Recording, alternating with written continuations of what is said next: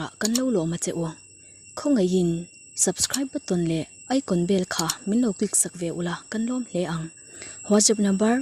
9612 608 775 pa biak thereng kan ni e ole tunum chu kan Facebook account a lut an omem ti le anga lu po a kan thria thei dan tur video han siam le zir ho le taila Facebook a kan lut anga e menu a hian in lut la settings and privacy ai lut anga settings ai lut anga tichuan security and login tia khunin lut la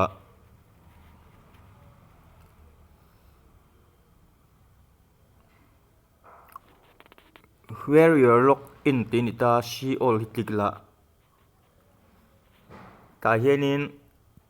owner nine lai thi ka hmanga chuanin android mi chu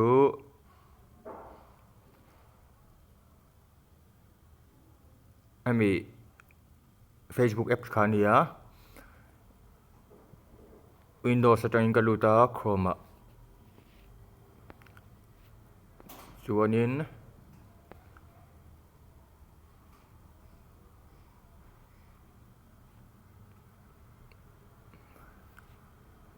gahoti ti ho vel chu kan sim card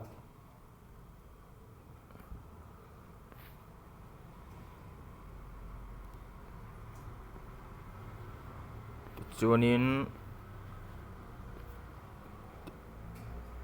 Redmi 8A pok ania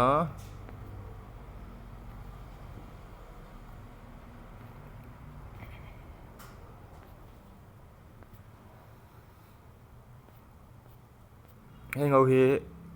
I check ve kanga I phone ni lo te emo entina Chrome ta point ta Chrome a ila login mi lo chuanin tu mo lo lut anom tin ani maya ti chuanin an phone model atang hianin I phone ni lo ilo login to na ni lo ho kha lo omani chuanin entina hin te po hi I log out sak mayang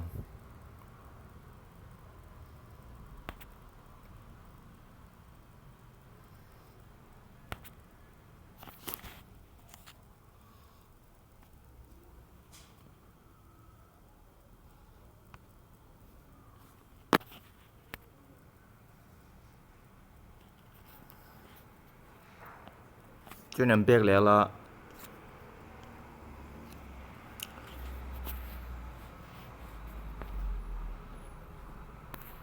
get alert about unrecognized logins tia hianin lut la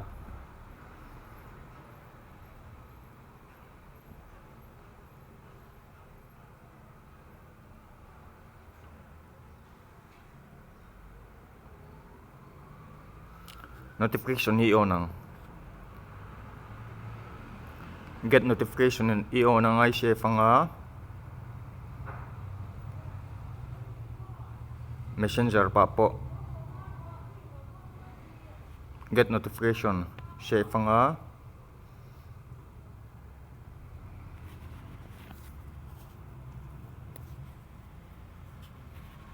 email a po se fanga